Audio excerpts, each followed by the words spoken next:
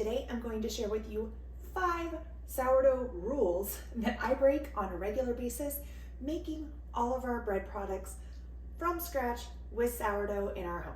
So without further ado, let's dive right on in.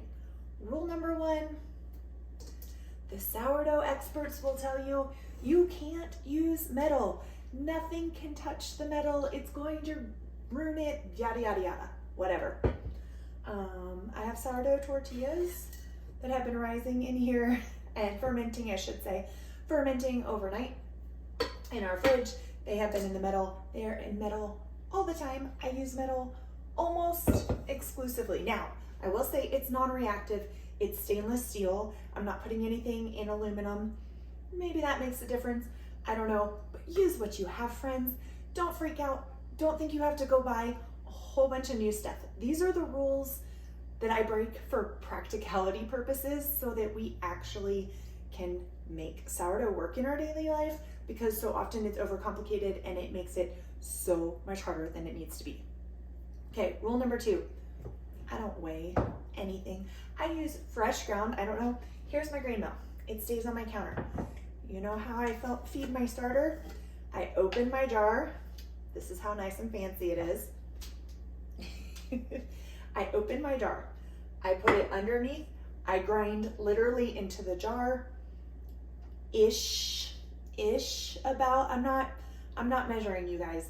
I just scoop it in there and I see what looks like about how much I want to put in there. Is it going to equal at least half of, or not half, but is the amount of flour that I grind into here and the water going to at least equal the amount of starter that's in the jar? About the same amount, preferably, sometimes a little bit more. I'll feed it giant amounts. I really don't use rules with that at all. And you know what? This starter's been going for 5 years, right? Going on 6? No, 5, I believe. I believe we're still in 5 years. And it's going strong. Speaking of the starter, while we are on that, rule number 3 that I break is I feed it whatever grains I am grinding.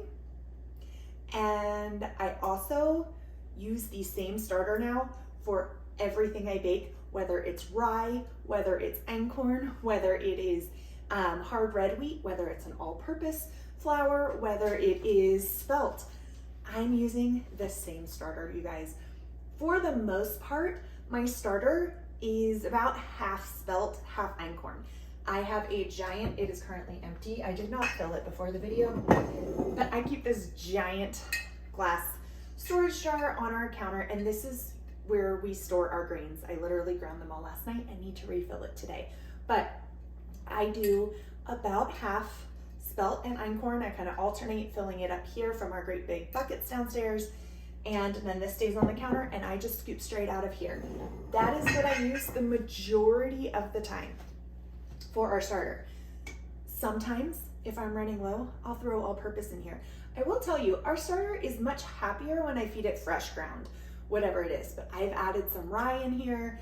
I have done straight einkorn. I have done straight spelt. When I started doing my sourdough, or I should say restarted it, because I did sourdough years ago, and then I restarted it in 2020. And I had an einkorn starter that was separate and a white wheat starter that was separate, and I was trying to keep them.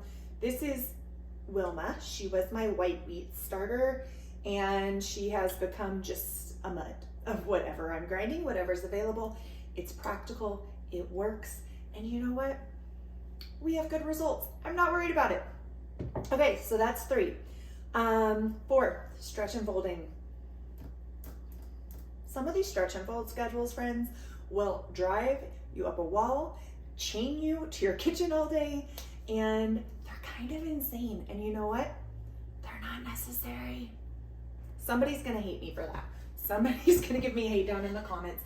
Now, is it possible that if you do the stretch and folds exactly, you might have a little bit better result? I measure the result on, do my friends and family like what I'm making? Do we eat it? Do we enjoy it? If we enjoy it, it's a great result. So you can see this is my I store it in fancy Ziploc bags too. I hate plastic. If you've been around here, you know I hate plastic, but right now, until I can find a good cake plate cover, like a bell, you know what I'm talking about, the cloche that goes on top of a cake plate, that's ideally where I would keep this, but because I don't have that, it gets stored in here right now. We tried the linen bread bags. They don't work in Wyoming because it is dry here. It is super dry, but they worked great for us when we lived in Atlanta. So my crumb may not be perfection, but you know what? This is 80%, right? Pretty much 85% ancient grain. And that's a pretty decent rise for an ancient grain. So I use very little all-purpose. I do 1 cup of all-purpose. The other 3 cups of flour that go in there are my ancient grain mix, and the starter is ancient grain. So it works, friends. I stretch and fold. I stretch and fold when I combine using my Danish dough whisk. Then I stretch and fold it maybe 15-ish minutes later. I'll set a timer if I'm around the kitchen and I need the reminder. Otherwise, I just set it out and I come back to it whenever I walk by. And when I walk by, I stretch and fold it. And then I might walk by again in 30 minutes or an hour or so and stretch and fold it again. I try to get 3 in if possible before the long ferment.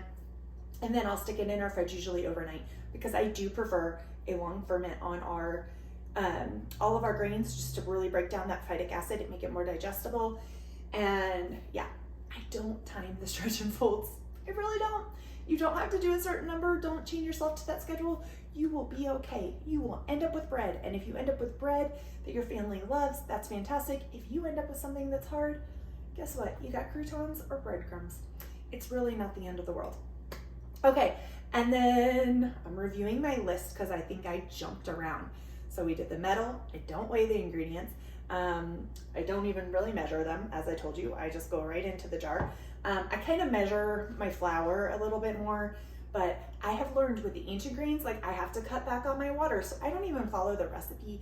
I started adding like, I think I get better results when I put it in the fridge, or when I leave it out for 15 minutes to kind of dry out a little bit, because spelt and einkorn are a very wet dough. And even when I cut back on the water, it's a little bit wetter. It's getting better and better. You will adjust to what works in your kitchen. And I want you to learn that it's okay to have freedom in that and make it practical and make it work for you. The last rule that I break, I don't know, I might break other ones, but it's the last one that I know of that I'm breaking. And that is, I will sometimes feed my starter like today. Let's say I fed it today and I put it in the fridge. I might take it right out of the fridge tomorrow and use that to bake with. And you know what? It works just fine. So I don't necessarily feed it right beforehand. As long as it's been fed within 24, 48-ish hours, it's active. That said, my starter is very active. It gets used a lot, at least once a week, but usually more than that. And occasionally it does sit in the fridge for months. I gave some to my sister. I brought it at Thanksgiving, I believe it was, that I brought it to Georgia. It sat in her fridge until January or February. She fed it once, maybe twice, and baked with it for the first time, and it worked great. So as long as you have an active starter, if you just started your starter, obviously that's not gonna work. But if you've got an active starter, don't stress out about, shoot, I didn't feed it 4 hours before, when's the peak? Let me try and figure it out in my kitchen before it starts sinking, before any of that. Sometimes I'll feed it in the morning, intentionally put it in the fridge, take it out at night to start my bread. It works. Make it work with your schedule. You guys, sourdough is so flexible. It is meant to be a bread that fits into your life practically. Can we please stop overcomplicating it? So tell me, friend, do you break any of these rules that I talked about today? Are there other ones that you break? Let me know down below in the comments. And if you have any questions, I am by no means an expert, but I do work with sourdough very regularly. So I will do my best to answer. And if I don't have the answer, I'll put you to somebody who does. So until next time, take care, friends. Cheers.